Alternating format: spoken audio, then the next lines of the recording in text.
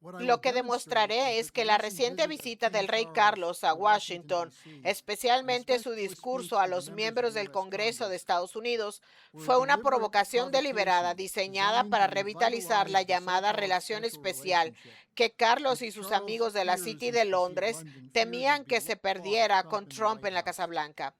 El momento elegido formó parte de la provocación, al producirse menos de 3 meses antes del 250 aniversario de la firma de la Declaración de Independencia. El rey inició su discurso expresando su gratitud al pueblo estadounidense por la invitación, tras afirmar que sentía el mayor respeto por el Congreso de Estados Unidos, algo poco habitual.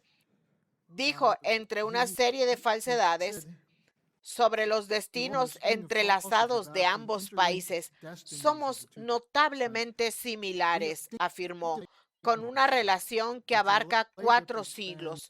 Compartir la herencia de la Ilustración británica nos ha permitido forjar una relación única de asociación atlántica que es más importante hoy que nunca, mientras enfrentamos conjuntamente a una Rusia cada vez más agresiva. Luego pasó a generalidades optimistas, a un llamado a la determinación para la defensa de Ucrania y su valiente pueblo. Estamos construyendo casas F-35, dijo, y submarinos modernos para AUKUS para contener a China. Se refirió a los nuevos acuerdos tecnológicos firmados cuando Trump fue invitado al banquete a Windsor el pasado septiembre, donde los directores ejecutivos de ambos países firmaron contratos por $42,000 millones. El ingenio británico y estadounidense lidera al mundo, exhortó Carlos, en una alianza para defender nuestra asociación compartida. Trump respondió cordialmente, como lo había hecho durante el banquete del 17 de septiembre en Londres, calificando al rey conocido por promover la reducción demográfica maltusiana como un buen tipo. Haciéndose eco del discurso del rey sobre el destino compartido de ambas naciones, Trump afirmó, nuestro vínculo es invaluable y eterno, irreemplazable e inquebrantable. Elogió efusivamente a la cultura, el carácter y su credo. Nuestros antepasados, dijo, seguramente se sentirán llenos de asombro y orgullo al ver que la revolución angloamericana de la libertad humana se ha extendido por todo el mundo.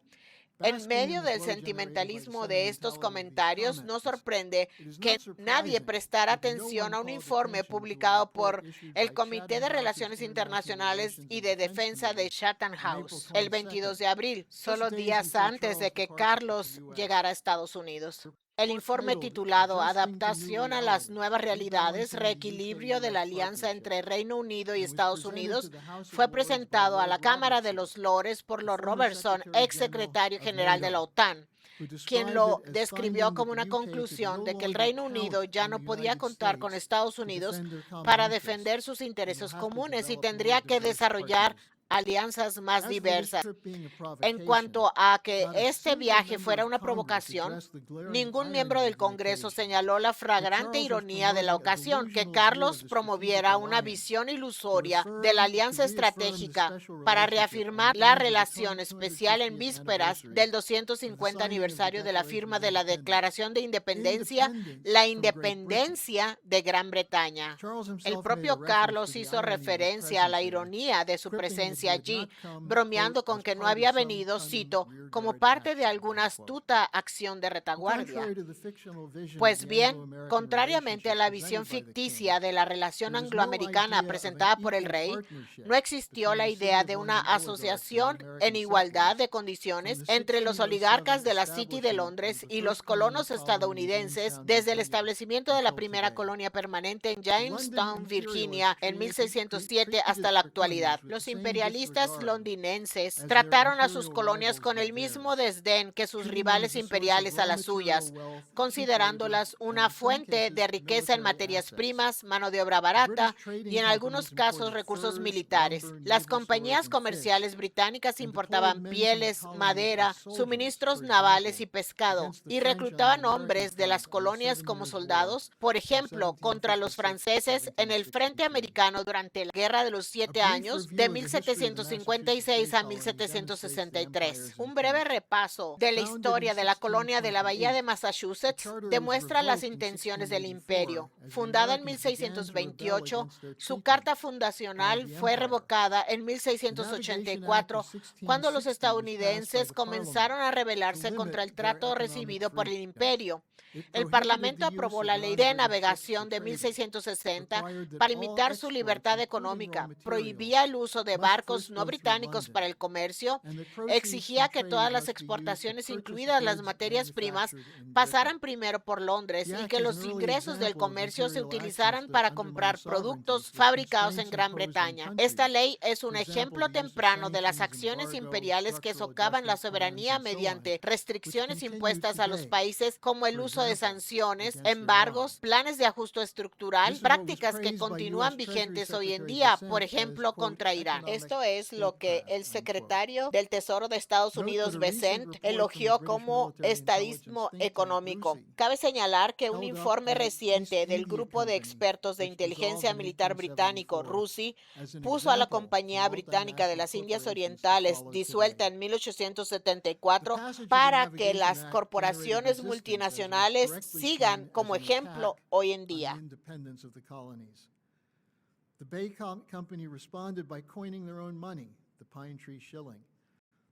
La Compañía de la Bahía de Massachusetts respondió acuñando su propia moneda, el chelín de pino, para otorgar crédito a los agricultores y empresarios de la colonia y comerciando con otras colonias americanas y países europeos. Aunque las autoridades británicas consideraban este comercio como contrabando, no se emprendieron acciones legales por temor a provocar una rebelión. Esto cambió en 1773, cuando los ingresos de la Compañía de las Indias Orientales disminuyeron. Para compensar, se aprobó la ley del té, que otorgaba el monopolio al té de la Compañía de las Indias Orientales vendido en América. Las protestas de los funcionarios de la colonia de la Bahía de Massachusetts fueron rechazadas, al igual que las peticiones al Parlamento para derogar el impuesto al té. Esto provocó el motín del té de Boston del 16 de diciembre de 1773, cuando los colonos rebeldes arrojaron por la borda al puerto el té que había sido transportado a Boston en barcos de la Compañía de las Indias Orientales.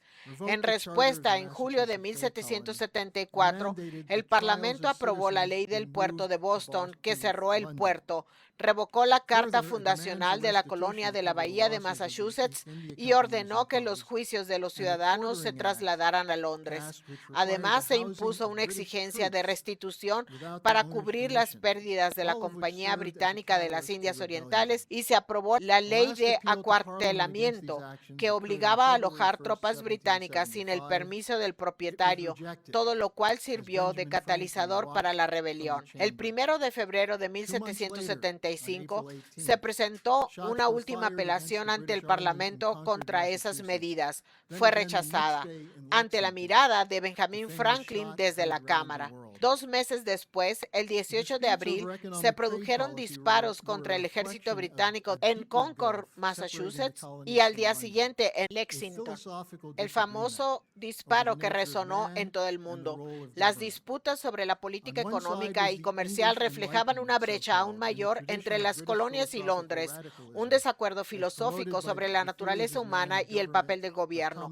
Por un lado estaba la Ilustración inglesa, llamada así dentro de la tradición del radicalismo filosófico británico, promovida por las teorías del hombre y el gobierno de Hobbes, Locke, quienes actuaron como propagandistas de una sociedad feudal en la que una oligarquía gobernaba sobre bestias humanas. Hobbes afirmó abiertamente que este mundo estaba condenado a ser cruel, brutal y breve, dominado por una guerra eterna de todos contra todos, en la que prevalecían los más fuertes. Para Hobbes, la solución a tal estado radicaba en la existencia de un soberano poderoso, un leviatán que gobernara con autoridad absoluta. El contrato social de Locke guarda paralelismos con el de Hobbes en muchos aspectos, salvo en su defensa de la libertad individual. En la práctica, su liberalismo es, de hecho, coherente con el feudalismo o el neoliberalismo. Si bien defendía la libertad individual, su pensamiento seguía sujeto a restricciones impuestas para beneficiar a la oligarquía gobernante, como lo demuestran su apoyo al libre comercio y a las políticas de libre mercado, así como a un presupuesto equilibrado y a su defensa de la usura, la esclavitud y el trabajo infantil. En 1694, Locke participó en la creación del Banco de Inglaterra y fue miembro del Consejo de Comercio responsable de las leyes de navegación. En 1699, Locke redactó la Constitución para el gobierno de las Carolinas, haciendo hincapié en la preservación del poder de la aristocracia terrateniente. Al defenderla, escribió que la preservación de la propiedad es un fin legítimo del gobierno. Mucho antes de la batalla de Lexington, la base filosófica de Locke se enfrentaba a Winthrop, fundador de la colonia de Massachusetts, inspirando a quienes le siguieron, entre ellos Cotton Mather, cuyos ensayos sobre el bien influyeron en Benjamin Franklin. La dedicación de Winthrop al establecimiento de la República en el Nuevo Mundo es el tema del libro Cómo se conquistó la nación, escrito en 1987 por el finado Graham Lowry, colaborador de LaRouche. La disputa sobre la primacía de la defensa de la propiedad privada es uno de los temas que refleja la diferencia irreconciliable entre la visión británica y la estadounidense. Mientras que Locke considera la defensa de la propiedad privada como un fin del gobierno, la Declaración de Independencia establece que la vida, la libertad y la búsqueda de la felicidad son competencia del gobierno. Y si bien el borrador original de Jefferson describía las verdades subyacentes a los fines del gobierno son sagradas e innegables, Franklin modificó la redacción para que dijera: sostenemos que estas verdades son evidentes por sí mismas, lo que implica un proceso de descubrimiento por parte del ciudadano. La lucha contra el neoliberalismo de Locke fue una extensión de los esfuerzos del científico y filósofo alemán Leibniz y formó parte de una campaña más amplia contra el empirismo británico llevado a cabo por Leibniz en colaboración con científicos republicanos en Inglaterra como Jonathan Swift y Robert Harley y otros en Alemania.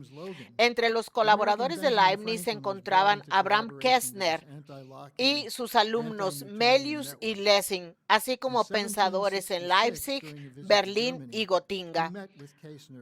Gracias a la influencia del leibniziano James Logan, el estadounidense Franklin se unió a su red anti-lockeana y anti-newtoniana. En 1766, durante una visita a Alemania, se reunió con Kästner en Gotinga. El efervescente ambiente intelectual que emanaba de estos círculos se puso a disposición de otros pensadores en las colonias americanas a través de Franklin y su grupo Junto, fundado en 1727.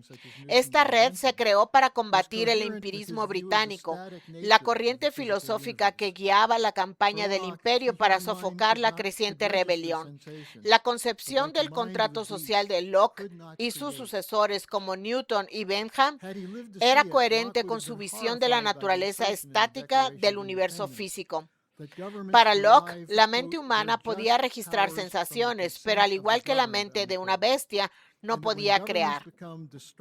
De haber vivido para verlo, Locke se habría horrorizado ante la afirmación de la Declaración de Independencia de que los gobiernos derivan sus justos poderes del consentimiento de los gobernados y que cuando los gobiernos se vuelven destructivos de estos fines, como lo hizo el gobierno británico al negar los derechos a las colonias, es su derecho, es su deber derrocar a tales gobiernos. Para aquellos estadounidenses antiloquianos, la felicidad requería la libertad de cambiar los axiomas cuando se descubre que los axiomas imperantes son erróneos. La filosofía materialista de Locke se basaba en la idea de un universo estático cuyo conocimiento se limitaba a los sentidos. Newton se hizo eco de esta creencia en un universo entrópico. En contraste, la hipótesis de Leibniz de un universo dinámico y antientrópico, un concepto central de la obra de Lyndon LaRouche sobre economía física, planteaba un desafío que requería creatividad para su concepción, y asumir este desafío y su aplicación a la ciencia y la economía era la fuente de la felicidad. Esto se refleja en Leibniz en su artículo de 1671, Sociedad y Economía. ¿Acaso no es el propósito fundamental de la sociedad liberar al artesano de la miseria? Uno de los opositores de la Revolución Americana en Gran Bretaña fue Bentham, quien propuso una teoría utilitarista de la felicidad para contrarrestar a Franklin. En su fragmento sobre el gobierno, en 1776 presentó una concepción vacía sobre la felicidad, declarando que la mayor felicidad del mayor número es la medida de lo correcto y lo incorrecto. Amplió sus discrepancias en su breve reseña de la Declaración de Independencia, desestimando el argumento a favor de la separación de Gran Bretaña al escribir: sobre el preámbulo le he prestado poca o ninguna atención. La verdad es que se merece poca o ninguna. Continuando con las opiniones de los estadounidenses modernos sobre el gobierno serían demasiado ridículas como para merecer atención. Concluyó confirmando que no existen derechos naturales e inalienables, rechazando las máximas de la Declaración por ser contrarias a la Constitución británica. La rendición británica en Yorktown, Virginia, en octubre de 1781, puso fin a la exitosa guerra de independencia contra Gran Bretaña. Fue una victoria para el concepto de gobierno basado no en el poder de las armas ni del dinero, sino en las ideas. Esta lucha ha continuado hasta nuestros días. Quedó reflejada en una carta que John Adams escribió a Thomas Jefferson, escrita en 1815. Adams escribió: ¿qué entendemos por revolución? ¿La guerra?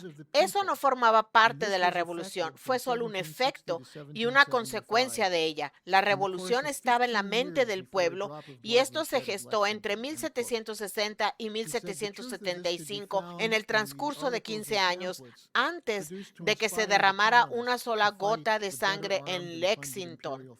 Afirmó que la veracidad de esto se encontraba en los artículos y panfletos producidos para inspirar a los colonos a luchar contra las fuerzas imperiales, mejor armadas y financiadas.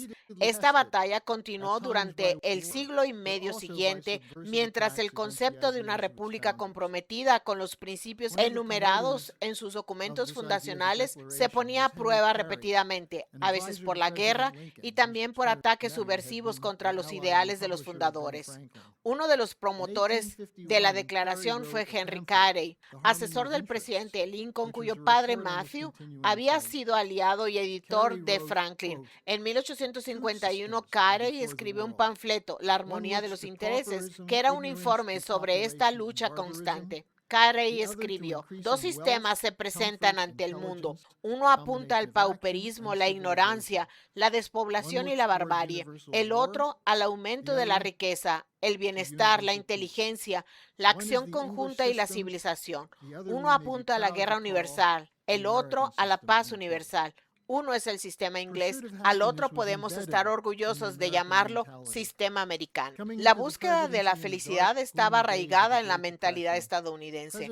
Al llegar a la presidencia en los oscuros y sombríos días de la Gran Depresión, el presidente Franklin Roosevelt insistió en que la gente no se dejara vencer por el miedo, sino que actuara. Añadió, siguiendo la tradición de la economía física promovida por Leibniz y Franklin, que la felicidad no reside en la mera posesión de dinero, sino en la alegría del logro, en la emoción del esfuerzo creativo. La oligarquía de la ciudad de Londres nunca cesó en sus esfuerzos por erradicar el sistema americano. Tras la Segunda Guerra Mundial, el líder británico Sir Winston Churchill acuñó el término relación especial, pues buscaba desesperadamente un medio para sostener el poder del imperio, cuya capacidad productiva física real se encontraba en rápido declive. Tras fracasar en su intento de convencer a los estadounidenses después de la victoria sobre los nazis de unirse a los británicos en la invasión de la URSS en la Operación Impensable, Churchill reclutó a Truman para que pusiera el poder militar y económico de Estados Unidos al servicio del plan británico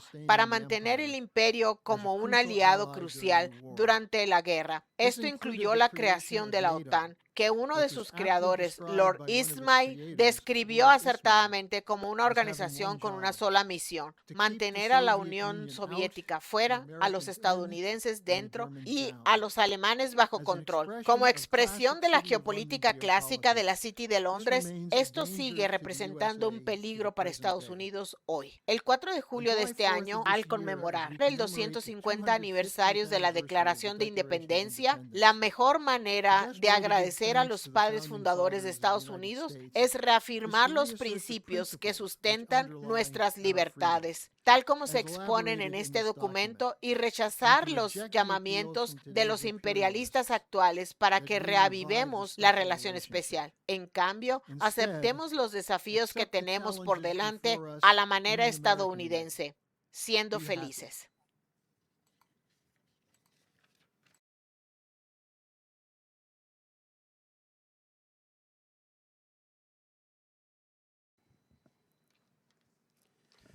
Muchas gracias. Espero que todos puedan oírme. Buenos días. Helga Sepp-LaRouche, fundadora del Instituto Schiller, mi buen amigo embajador Majid Neal, embajador de la República Islámica de Irán en Alemania, distinguidos delegados, estimados miembros del Instituto Schiller, señoras y señores. Ante todo, permítanme expresar mi más profundo agradecimiento al Instituto Schiller Internacional por la amable invitación y por organizar esta importante conferencia aquí en Berlín. Esta ciudad, testigo de acontecimientos históricos y trascendentales de la humanidad, ofrece un escenario idóneo para debatir temas de actualidad como la soberanía, el desarrollo y el espíritu inquebrantable de las naciones en la lucha por la libertad. Me siento profundamente honrada de dirigirme a ustedes hoy y compartir la trayectoria de mi país, Etiopía. No es habitual encontrar en los foros de las capitales europeas una plataforma donde se pueda escuchar la voz de África o de los países africanos. Permítanme decir unas palabras sobre mi país, Etiopía. Etiopía, la tierra de origen y el lugar donde nace la humanidad. Etiopía no es solo un país, es una civilización más antigua que la mayoría de las naciones. Es la tierra de origen, la cuna misma de la humanidad. Fue en la depresión de Afar donde nuestra antepasada más antigua, Lucy, cuyo nombre en amárico es Dinkanesh, caminó sobre la tierra hace más de 3.2 millones de años. Pero nuestra civilización no se detuvo allí. Desde el reino de Aksum, una de las grandes potencias del mundo antiguo, hasta los inviernos rupestres de Lalibela en el siglo XI, desde las oblicuas de Aksum hasta los castillos de Gondar, Etiopía ha mantenido una civilización y un estado continuos e ininterrumpidos durante más de 3 milenios. Hoy Etiopía ocupa el primer lugar en África en patrimonio mundial inmaterial y material registrado por la UNESCO. Somos la única nación africana con su propia escritura autóctona, el alfabeto Ge'ez, y un calendario independiente que todavía marca este año como 2018. Así que, si vienen a mi país, serán 8 años más jóvenes. Esta no es una hipérbola, esto es historia. También le dimos el café al mundo. Por lo tanto, somos la tierra de los orígenes. Somos también la fuente del Nilo Azul, un río que aporta 86% del agua que llega a Egipto y que sustenta la antigua civilización del mundo en el Valle del Nilo. Como mencionó mi buen amigo, también somos la excepción no colonizada. Cuando hablamos de África, debemos considerar la historia de forma holística, en su totalidad. La resistencia contra el reparto de África o la resistencia contra el dominio colonial.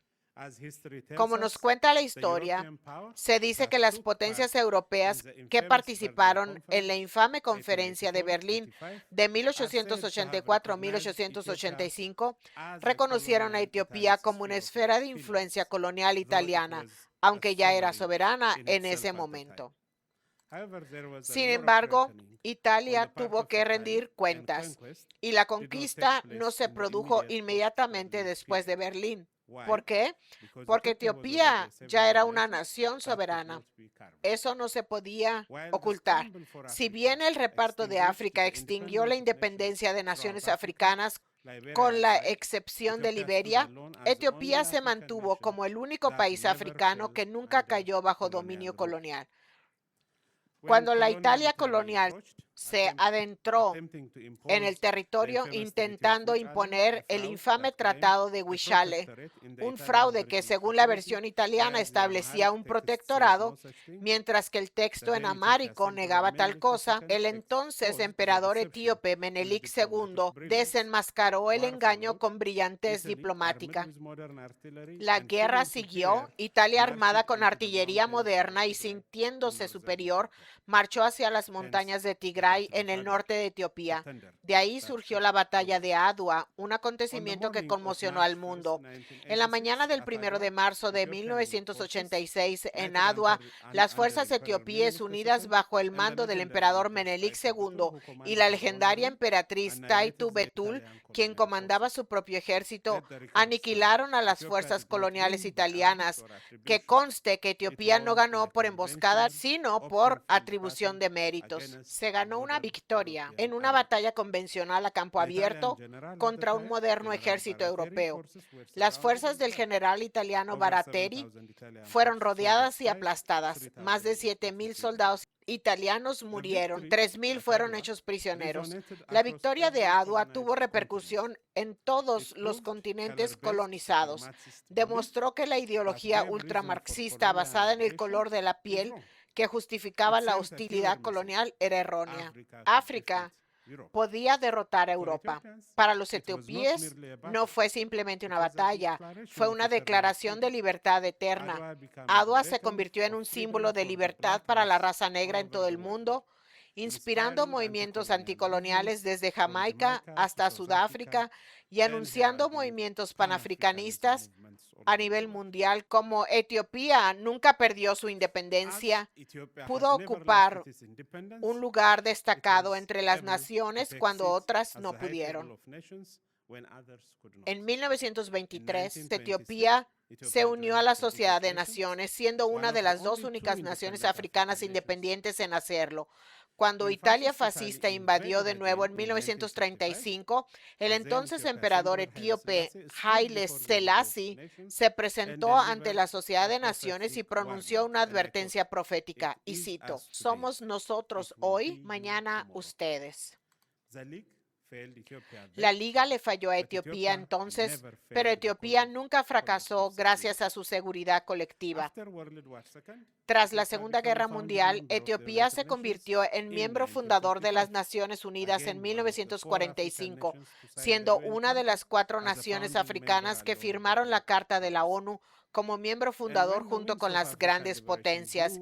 Y cuando los vientos de la liberación africana soplaron en 1963, Etiopía fue sede de la conferencia fundacional de la Organización para la Unidad Africana en Addis Abeba, ahora la Unión Africana. Hoy nuestra capital sigue siendo la capital diplomática de África, albergando más de 137 embajadas y un número significativo de organizaciones regionales e internacionales, además, por supuesto, de ser sede de la Unión Africana. Recientemente, Etiopía se unió a los BRICS, lo que refleja nuestro creciente peso económico y nuestro compromiso con un orden mundial multipolar equitativo. Defendemos firmemente el multilateralismo, convencidos de que ninguna nación, por poderosa que sea, debe imponerse a otra. Etiopía desempeña un papel protagónico en las operaciones de mantenimiento de la paz de la ONU con su mayor contribución de tropas. Etiopía desempeña un papel protagónico en las negociaciones climáticas y los foros comerciales. Busca que el principio del derecho internacional se aplique por igual a todos. Sin embargo, a pesar de la independencia de África del colonialismo y cierta independencia política relativa, la dependencia económica persiste. Estamos trabajando por un renacimiento económico. Permítanme compartirles algunos aspectos sobre el impulso de Etiopía hacia la prosperidad. Hoy, conscientes de nuestra rica historia, estamos diseñando nuestros caminos hacia la prosperidad. Nos embarcamos en una senda extraordinaria hacia el éxito. Permítanme compartirles algunos datos. Etiopía, con más de 130 millones de habitantes, es la segunda nación más poblada de África después de Nigeria. Es un centro estratégico en el Cuerno de África. Si bien hoy en día podemos enfrentar dificultades en nuestras fronteras, también existen países con un enorme potencial como Sudán del Sur, Kenia, Somalia, Djibouti y Eritrea, con acceso al Mar Rojo a través de los puertos de Djibouti y nuestras propias ambiciones navales revitalizadas. Estamos a solo 60 kilómetros del Mar Rojo. Durante más de una década antes de las recientes crisis mundiales, nuestra economía creció a un ritmo de 2 dígitos durante más de 10 años, siendo una de las de mayor crecimiento del mundo. Incluso en medio de la pandemia y el conflicto, nuestra economía crece ahora a un promedio de 7 al 9% anual. Hemos llevado a cabo profundas reformas. Hemos diseñado nuestro propio sistema llamado Mademar, que se traduce literalmente como sinergia, mediante el cual todos los ciudadanos participan en el proceso de construcción nacional, independientemente de su ideología o perspectiva individual. Hemos abierto sectores a la inversión privada en telecomunicaciones, banca y logística. Tampoco hemos olvidado el medio ambiente, la iniciativa Legado Verde y algo fundamental para África, la soberanía alimentaria. En Etiopía creemos que la prosperidad no puede construirse sobre un medio ambiente degradado. Por eso mi primer ministro, Abiy Ahmed, lanzó la iniciativa Legado Verde. En tan solo 5 años, Etiopía ha plantado más de 40,000 millones de plántulas. No es un error. 40,000 millones. Hemos restaurado tierras degradadas, aumentado la cobertura forestal y llevado a cabo una de las mayores campañas de reforestación en la historia. La mayoría de los árboles plantados son frutales, lo que nos ayuda en nuestro camino hacia la independencia alimentaria. La soberanía alimentaria, estimados hermanos y hermanas, es fundamental para África. Etiopía, mi país, fue en su día sinónimo de sequía. Ya no lo es. Gracias a los esfuerzos conjuntos en la transformación agrícola, hemos alcanzado una casi autosuficiencia en trigo, aumentando la productividad del TAF y el maíz y creado reservas estratégicas de cereales. Nuestro objetivo no es solo alimentarnos, sino convertirnos en el granero de la región. Nuestra revolución industrial también debe ponerse en marcha. Queremos ser el centro manufacturero de África, por así decirlo, el próximo tigre asiático. Etiopía se ha propuesto convertirse en un centro manufacturero. ¿Por qué? Porque contamos con una mano de obra joven, asequible y capacitada. ¿Se imaginan cuál es la edad media en mi país? 19 años. 9. Así que todos en mi país son jóvenes. Además, tenemos un gran potencial para las energías renovables. Solo con energía hidroeléctrica podemos generar 45,000 megavatios de electricidad, con un enorme potencial para la energía eólica, solar y geotérmica. Además, nuestra ubicación es estratégica, por lo que hemos establecido cerca de 26 parques industriales en todo el país. No buscamos industrias de baja gama ni textiles de baja calidad. Estamos construyendo plantas agroindustriales, farmacéuticas y de ensamblaje y fabricación de vehículos eléctricos en la infraestructura de transporte. Un dato importante, en Etiopía se ha aprobado una ley que prohíbe la importación de vehículos con motor de combustión. Solo en la capital hemos alcanzado la cifra de 150,000 vehículos eléctricos. Etiopía está en transición, se está volviendo verde, está incorporando las nuevas tecnologías. Lo hacemos mientras construimos infraestructuras monumentales en el país. 2 ejemplos. La presa del Renacimiento etíope y el nuevo aeropuerto internacional de Bishoftu. La gran presa del renacimiento etíope es la más grande de Etiopía. El proyecto hidroeléctrico de Bishoftu en África tiene una capacidad de 5.150 megavatios. Proporciona electricidad limpia y asequible a más del 60% de nuestra población que actualmente vive sin acceso a la energía. No representa una amenaza para los países vecinos río abajo. Es una plataforma de cooperación. La presa está terminada, en pleno funcionamiento, impulsando nuestra revolución industrial y exportamos energía a todos los países vecinos, incluso a Ruanda. Pero detrás de esta presa hay una historia que demuestra la resiliencia del pueblo etíope. Cuando no conseguimos financiamiento para su construcción, cada etíope contribuyó con su propio dinero comprando bonos, argumentando que se trataba de un proyecto nacional, un plan nacional. Esto nos enseña que si de verdad queremos un cambio, debemos tomar las riendas, empezar por nosotros mismos y luego pedir ayuda a países y organizaciones afines. El Aeropuerto Internacional de Bishoftu es el segundo gran proyecto de infraestructura de África.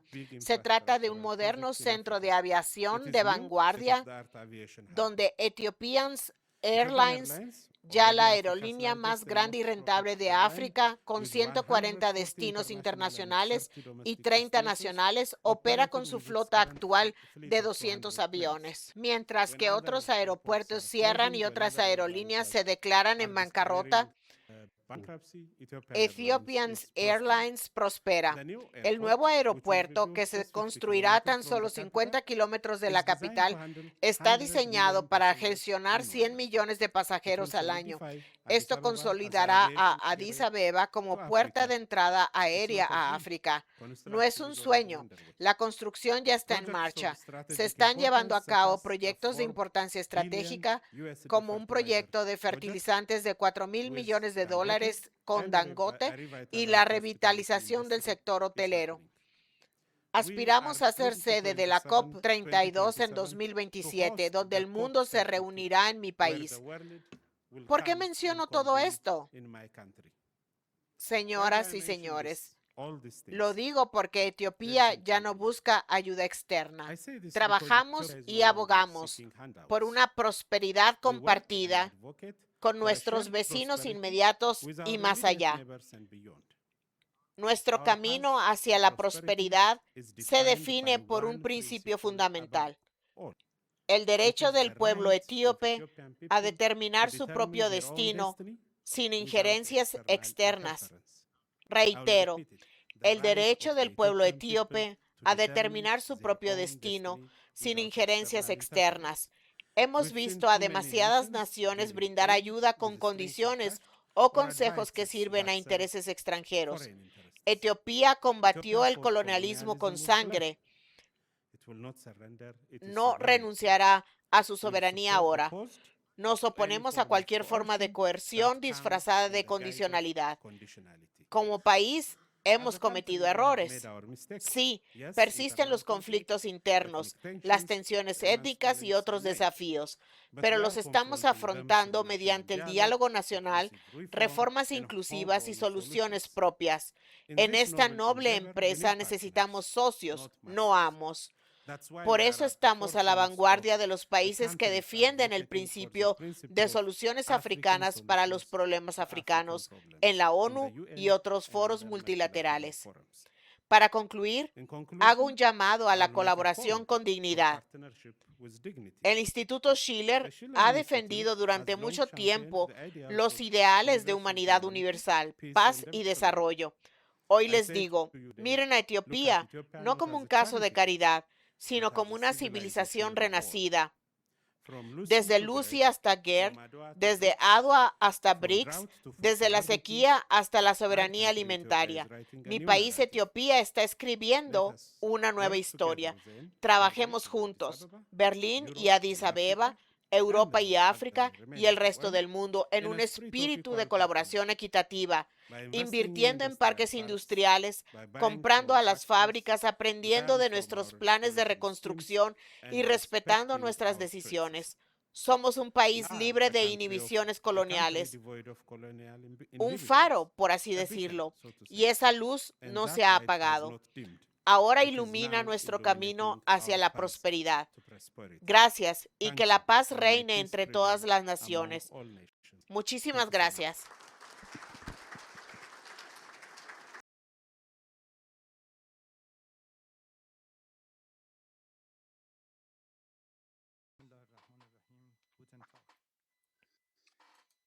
Buenos días, damas y caballeros.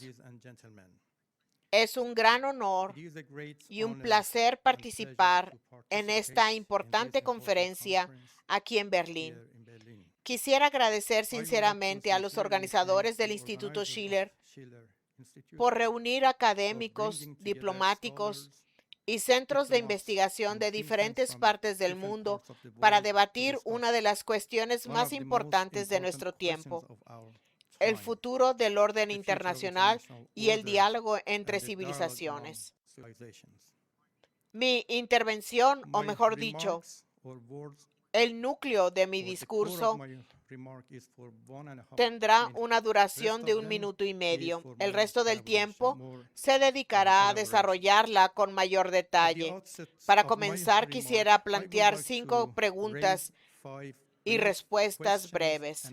Primero, ¿ha llegado a su final el sistema colonial?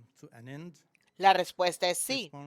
Formalmente sí. Segundo, ¿seguimos sufriendo su amargo legado y sus consecuencias? Sin duda, sí. Tercero, ¿qué pruebas respaldan esta afirmación? Gaza, con más de 8,000 civiles, Líbano, Sudán, Venezuela, Groenlandia, Ucrania y recientemente Cuba y mi país. Como saben, mi país ha sido invadido por misiles estadounidenses e israelíes 2 veces en menos de un año. Nos defendimos muy bien. Los agresores no eran los mejores. Nosotros sí lo éramos y lo seguimos siendo. Otra pregunta. ¿Cuál es la solución? La respuesta es avanzar hacia un nuevo orden internacional justo y equilibrado. La última pregunta. ¿Cómo? Retomando nuestras capacidades civiles y civilizatorias mediante el diálogo, la resistencia y la resiliencia. Permítanme explicarme mejor. Hoy la humanidad se encuentra en una encrucijada histórica. Estamos presenciando profundas transformaciones geopolíticas, económicas y culturales que están reconfigurando los cimientos de las relaciones internacionales en las últimas décadas. En este periodo de incertidumbre, el diálogo, el respeto mutuo y la cooperación internacional se vuelven más necesarios que nunca. Permítanme comenzar con el tema de un mundo en transición, de unipolar a multipolar. El sistema internacional actual es fundamentalmente diferente del que surgió tras la Guerra Fría. Durante varias décadas, los asuntos globales estuvieron en gran medida condicionados por una estructura unipolar en la que el poder de decisión en materia política, económica y de seguridad se concentraba en un número limitado de actores o países. Sin embargo, los acontecimientos recientes indican claramente que esta fase está dando paso gradualmente a una realidad multipolar más compleja. Las economías emergentes, las potencias regionales y los países del sur global buscan cada vez más un papel más relevante en la configuración de las decisiones internacionales que afectan a su desarrollo y seguridad. Este cambio refleja no solo modificaciones en la distribución del poder, sino también una demanda más amplia de una gobernanza global más equitativa y representativa. Aunque el colonialismo terminó formalmente hace varias décadas, lamentablemente muchas desigualdades estructurales siguen configurando el sistema internacional actual. Los países aún se enfrentan a la dependencia económica, estructuras globales desiguales, una influencia limitada en la toma de decisiones internacionales y más aún a la incitación a la guerra. En este punto, la cuestión central que se nos plantea no es solo cómo gestionar las crisis, sino cómo construir un nuevo orden internacional más equilibrado, inclusive y sostenible. Existe una enorme brecha entre el sur global y el norte global en términos de desarrollo económico y estabilidad política. Estimados amigos, el orden mundial ha experimentado una transformación significativa en los últimos años. En este contexto, quisiera destacar 5 desarrollos clave que, a mi parecer, constituyen los elementos principales del orden venidero. Primero, estamos presenciando una distribución gradual del poder y la influencia globales, en la que ningún actor individual podrá mantener un liderazgo exclusivo dentro del sistema internacional. El conflicto actual con Irán demuestra las crecientes limitaciones del poder estadounidense y su creciente dependencia de aliados y socios para obtener apoyo militar y económico. Esto refleja un debilitamiento de Estados Unidos. Segundo, los marcos regionales y multilaterales emergentes como los BRICS, como mencionó mi amigo, los países de la cooperación de Shanghái, los países asiáticos y la Unión Africana desempeñan un papel cada vez más importante en la cooperación política, económica e incluso cultural, y más aún en la cooperación científica. Tercero, la resistencia y la resiliencia frente a la dominación, la intervención extranjera y los modelos políticos impuestos externamente están creciendo en todo el mundo. Los estados, las ONGs y los actores no gubernamentales afirman cada vez más su soberanía, defienden su independencia y rechazan la injerencia externa en sus asuntos internos. En cuarto lugar, observamos el surgimiento gradual de una comprensión más civilizacional y diversa del orden mundial, en la que las diferentes experiencias culturales e históricas contribuyen a la gobernanza global. En quinto lugar, las Naciones Unidas requieren una reforma significativa. El sistema actual debe evolucionar hacia una mayor neutralidad, inclusión y una redistribución más equilibrada de la influencia, incluyendo la revisión del mecanismo de veto.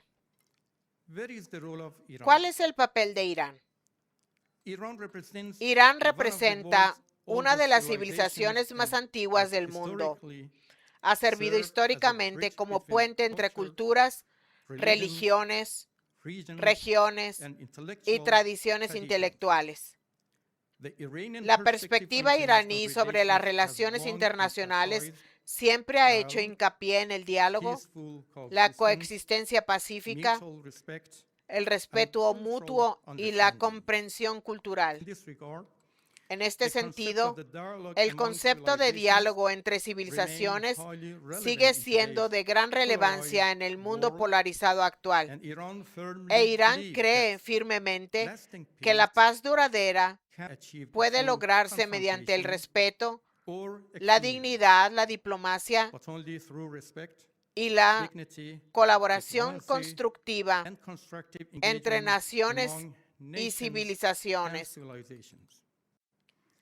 Iran no mediante always la promotes confrontación o la exclusión. Iran Irán always siempre promotes promueve la peace paz and stand for y peace defiende and la paz y justice, la justicia, while al tiempo defends que se against defiende con any kind of firmeza de aggressions cualquier tipo de very well. agresión. In discussing the Al evolving analizar el international orden order, it is internacional also en necessary to evolución, address también es persistent challenges necesario related to the abordar los application of desafíos international law persistentes relacionados con la principle of aplicación del state derecho sovereignty. internacional y el principio de soberanía Iran has over estatal. many years Durante faced muchos años, Irán ha sustained enfrentado external una pressure, presión externa including constante, economic incluyendo sanctions, sanciones as you económicas, said, como usted mencionó, political coercive medidas measures, coercitivas and políticas y security-related amenazas threats, a la seguridad, which it considers las cuales inconsistent with the considera principles of the incompatibles United Nations con los Charter principios de la and the Carta de norms las of Naciones international Unidas law as y well. las normas del derecho In internacional. addition, Además, Iran has been Irán se ha directly visto affected by directamente active afectado por involving incidentes de targeted seguridad security selectivos incidents and y military tensiones tensions, militares which have que han contributed contribuido to instability and a la hardening inestabilidad security y al interests of the aumento de la Western inseguridad en Asia. algunas zonas de Asia Occidental. From Iran's perspective, Desde la perspectiva such iraní, developments estos illustrate the acontecimientos risk ilustran los riesgos associated asociados with a los selective enfoques approaches selectivos to del international derecho law internacional y and al those uso for de la pressure fuerza outside o la framework of presión fuera del multilateral marco de la legitimacy. legitimidad The multilateral. broader implication of these Las policies is implicaciones not más limited to amplias Iran de estas políticas no se alone, limitan a Irán, but extends to sino que se weakening of trust extienden in al international debilitamiento de norms la and confianza en institutions. las normas e At the instituciones same time, internacionales. Al mismo Iran has tiempo, Irán ha consistently insistido emphasized that repetidamente sustainable en que la security cannot seguridad be achieved sostenible no through se puede lograr escalation mediante or la containment escalada ni las strategy, estrategias de but only contención, through sino dialogue, únicamente a respect través for del diálogo, sovereignty, el respeto a la and soberanía y adherence la to adhesión al international derecho law internacional without sin development. recurrir a As an tácticas example, extremas. not long ago, Por ejemplo, hace poco, one of una Iranian escuela schools, primaria iraní elementary school, fue has atacada been targeted by two con 2 American misiles missiles. estadounidenses. More than 168 children, Más de 10-year-old 168 niños y children, niñas de 10 girls, años boys, fueron have el been blanco de targeted. este ataque. No any condemnation from some Algunos countries at países no all. condenaron el This is a ataque. double standard. The life of innocent Esto people, es una práctica children, extrema. how does it ¿Qué have sentido stance tiene for military justificar las acciones actions? militares, Are they la vida soldiers? de personas No. inocentes, la de 10-year-old niños? ¿Son boys, soldados? girls, they are No. not soldiers. Niños They y are looking niñas for de 10 future. años no son Why they have soldados. been targeted? Buscan un And futuro. why there is silence ¿Por qué han sido in el terms blanco of de ataques? condemnation? ¿Y por qué hay silencio en cuanto a la Strengthening condena? multilateral diplomacy and restoring confidence in Fortalecer la international legal diplomacia frameworks multilateral y therefore restaurar remain essential la for regional and confianza en global los stability. marcos jurídicos Lastly, internacionales in this item, sigue Iran siendo esencial has para la challenged the estabilidad US regional power. y global. Por último, Irán ha desafiado Recent el war poder de is Estados a good Unidos. example. La guerra Conclusion. reciente es un buen To ejemplo. I En would like to conclusión, emphasize that quisiera humanity's enfatizar future depends que el not futuro on de la domination humanidad no depende or de la confrontation, dominación ni but de on la cooperation, confrontación, sino dialogue, de la cooperación, el mutual diálogo, understanding, el resilience, entendimiento mutuo, and shared responsibility. la We are resiliencia on the y same la page, responsabilidad no matter compartida. where we live, Estamos todos en el America, mismo barco, Africa, sin importar Europe, dónde vivamos, Western Asia. América, África, In Europa today's o Asia interconnected Occidental. world, En el mundo mistrust interconectado de and hoy, division la must give way desconfianza to y la diplomacy división and deben dar constructive paso a la engagement. diplomacia y al compromiso Justice, constructivo. equality, and mutual respect La must remain justicia y la igualdad the y el respeto foundational mutuo principles of deben seguir international siendo los principios relations. fundamentales de las Only relaciones through internacionales. inclusive dialogue Solo a través del diálogo and inclusivo y la international cooperación cooperation we can internacional build a podremos peaceful, construir un orden stable, global and pacífico, sustainable estable y global sostenible order para las for generaciones future futuras. generation. Thank you. Gracias.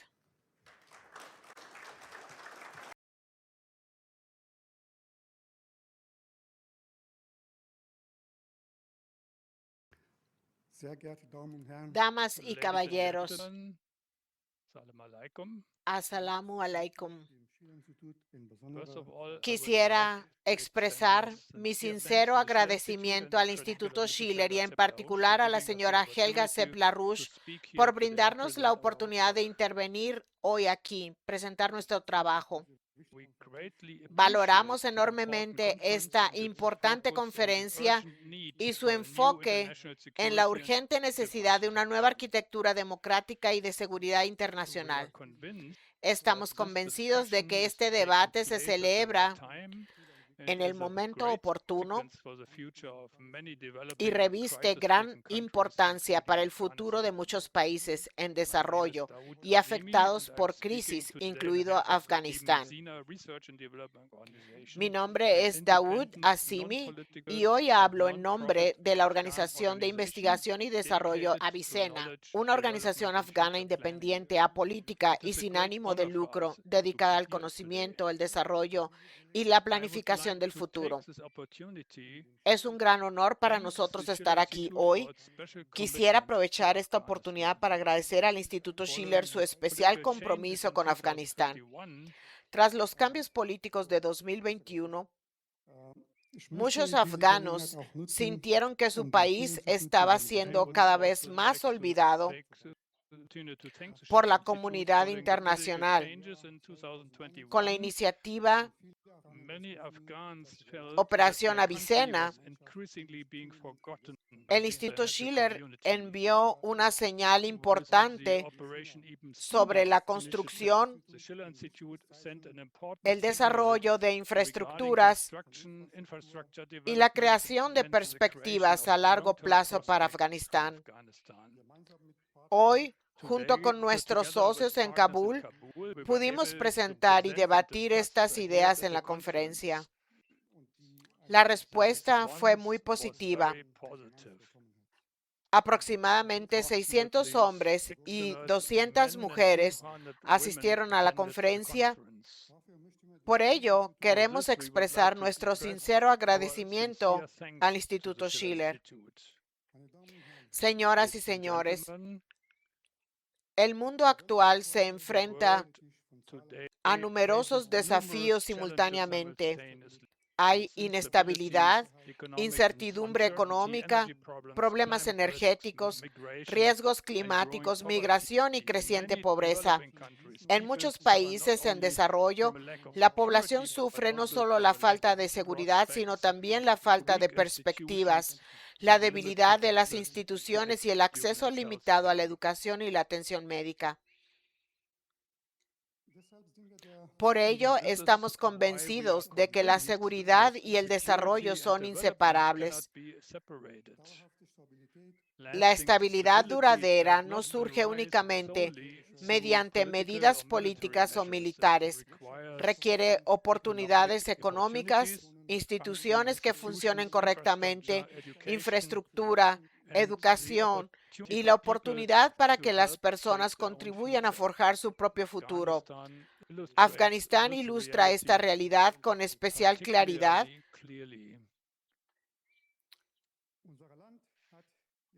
Durante décadas, nuestro país ha sufrido la guerra, la pobreza, la destrucción de su infraestructura y la pérdida de muchos profesionales cualificados. A pesar de estas dificultades, Afganistán sigue teniendo un enorme potencial. Una población joven, importantes recursos naturales, una ubicación geográfica estratégica y muchas personas que desean aprender, trabajar y contribuir a la construcción de su país. Lo que Afganistán necesita hoy va más allá de la ayuda humanitaria. Necesita desarrollo a largo plazo, instituciones sólidas y planificación estratégica y alianzas fiables. Nuestra organización se fundó sobre esta convicción. Muchos de nosotros hemos reconocido que Afganistán necesita más espacio para la reflexión a largo plazo, el intercambio de conocimientos y la planificación del futuro, especialmente en países afectados por conflictos. así como la capacidad de participar en estrategias a largo plazo y procesos de desarrollo sostenible. Sin embargo, son precisamente estos factores los que resultan cruciales para que un país alcance una estabilidad y prosperidad duraderas. Creemos que la reconstrucción de Afganistán implica más que carreteras, puentes o edificios. También abarca el desarrollo del conocimiento, la experiencia, la confianza y la creación de instituciones eficaces.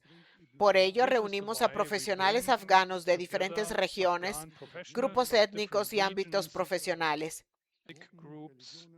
Estamos convencidos de que la diversidad de Afganistán puede ser una fortaleza y que el futuro del país solo puede forjarse mediante la colaboración. Nuestra organización es neutral y apolítica. Nos centramos en el desarrollo, la cooperación y el servicio a la población. Independientemente de los cambios políticos, los proyectos que promueven la educación, la salud, la infraestructura y el desarrollo económico deben continuar. Actualmente trabajamos en varias iniciativas, incluido un plan maestro de energía para Afganistán. La energía es uno de los pilares fundamentales para el desarrollo económico, la industria, la agricultura, la educación, la sanidad y la estabilidad social. Además, abordamos temas como la salud, la agricultura, la gestión del agua, la formación profesional, los sistemas de conocimiento digital y las estrategias de desarrollo a largo plazo. También estamos preparando una conferencia económica y de inversión para Afganistán. Su objetivo es servir como plataforma para el diálogo, la inversión, la cooperación y la reconstrucción y reunir a diversos actores clave. Estamos convencidos de que la reconstrucción de Afganistán requiere la cooperación de numerosos socios, instituciones gubernamentales, organizaciones internacionales, centros de investigación, inversores, empresas y comunidades locales. Queridos amigos, Afganistán no puede recorrer este camino solo. Necesita cooperación, intercambio de conocimientos, apoyo técnico y alianzas a largo plazo. Sobre todo necesita personas e instituciones que sigan creyendo que el cambio positivo, el cambio es posible. Afganistán suele percibirse únicamente a través del prisma de la guerra y la crisis. Sin embargo, detrás de estos titulares hay millones de personas que anhelan paz, dignidad, educación, trabajo y un futuro mejor para sus familias. Existen numerosos profesionales afganos, tanto dentro como fuera del país, dispuestos a asumir responsabilidades y contribuir a la reconstrucción si se crean las oportunidades necesarias. Una paz sostenible no puede lograrse solo desde fuera. Surge a través de la educación, la confianza, el desarrollo económico, instituciones que funcionen correctamente y la participación activa de la población. Señoras y señores, somos una organización joven, no pretendemos tener todas las respuestas, pero llevamos a cabo nuestra misión con sinceridad, profesionalismo y un firme deseo de contribuir de forma constructiva al futuro de Afganistán. Hoy no solo presentamos nuestro trabajo, queremos tender puentes entre Afganistán y la comunidad internacional.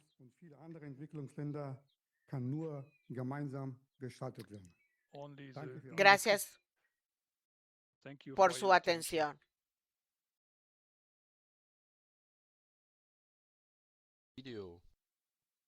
Mi nombre es Winnie Doru. Estoy aquí con Emmanuel Mugatie, Timothy Nsima y Robert Lubuge. Somos el equipo de Uganda y me gustaría aportar mi perspectiva sobre un tema crucial: cómo poner fin a 500 años de colonialismo. Esta es una nueva visión del sur global. El mundo siempre ha dicho que el poder pertenece a unas pocas naciones, a unas pocas voces y a unos pocos imperios, y la historia ya ha elegido a sus vencedores y vencidos. Pero ¿cuál es nuestra visión como sur global? Sin duda, como África tenemos mucho que decir. Les daré una pista sencilla sobre cómo empezó todo. Inicialmente tuvimos lo que llamamos trata de esclavos, donde nuestros antepasados nos vendían a cambio de cosas básicas como sal o pan. De hecho, se nos arrebataba la vida por trabajos forzados. Después tuvimos lo que llamamos colonialismo clásico, donde se estableció el gobierno directo. Los colonizadores solían llegar directamente al terreno, implementar las políticas y dar órdenes directas, lo que ejercía una fuerte presión sobre la vida africana. Fue entonces cuando surgieron naciones que buscaban la independencia para liberarse del colonialismo. Ahora llega otra ola de colonialismo, la que llamamos neocolonialismo. Esta se manifiesta de diferentes maneras, por ejemplo, en el ámbito tecnológico. Disfrutamos de avances como Internet y Google, pero esto no es algo inventado por África. Otro ejemplo de neocolonialismo, la ideología, que sostiene que la cultura africana se está desvaneciendo, siendo impregnada por la cultura occidental. El tercer ejemplo es el neocolonialismo económico. Nos encontramos atrapados en una trampa de deuda. Disfrutamos de buenas infraestructuras como carreteras, pero estas se construyen con deuda y se nos exigen. ¿Qué debemos hacer al respecto? Aquí es donde debemos encontrar una alternativa para acabar con este neocolonialismo. Muchas gracias, Emmanuel. Y creo que continuaré desde aquí. Ya que estamos planeando la transición tras 500 años de colonialismo, se supone que, en primer lugar, debemos haber logrado todos los objetivos como continente africano, todos los estados. Si queremos cambiar el paradigma, necesitamos un nuevo camino. Debemos tener alternativas a esa infraestructura que nos esclaviza en ciertos aspectos. Por ejemplo, la tecnología. Debemos tener nuestra propia tecnología. Hemos visto cómo China tiene alternativas. La mayoría de las plataformas de redes sociales que usamos. Eso ya resuelve el problema de la esclavitud cultural o la dependencia ideológica. Luego, cuando analizamos la infraestructura financiera, que ahora es la parte más importante del nuevo colonialismo que tenemos, no hemos establecido infraestructuras ni sistemas que no estén gobernados por el norte global. Eso ya genera dependencia económica. Así que, si queremos romper con eso, necesitamos tener nuestra propia infraestructura en los sistemas financieros. Hemos visto surgir el concepto de los BRICS y la mayoría de los estados africanos son socios en este momento. Este es un buen camino a seguir, pero si además incorporan sistemas que fomenten la independencia o una representación especial en estas negociaciones, sería mejor. Sin embargo, en ese mismo punto, si cambiamos de perspectiva y miramos hacia otro lado, ¿qué aporta África a la mesa de la independencia internacional? Si planeamos entrar en este nuevo paradigma, África ya tiene sistemas frágiles. Todavía no está a la altura tecnológicamente. Exporta materias primas e importa tecnología. Pero considerando esto, tenemos sistemas, tenemos la manera de desarrollarnos y tener derecho a participar en estas mesas. Por ejemplo, tenemos la población. Para 2050 tendremos una población mayor de hasta 2.500 millones de personas. Tenemos materias primas y si nos organizamos como África, les aseguro que tendremos voz y voto en los próximos 25 años. Por lo tanto, les animamos a que desarrollemos nuestros sistemas y nos centremos en aspectos básicos como la industrialización antes de competir con países como China y Estados Unidos en inteligencia artificial. Primero, debemos fortalecer nuestras pequeñas industrias en energía, minería e industrialización. Gracias. Así que no cabe duda de que el futuro es africano. Como les dijo mi amigo, seremos 2.500 millones de personas. Esto significa que la población aumentará y necesitamos crear empleos para todos y un aumento demográfico sin una población cualificada, como suele decirse, es un arma de doble filo.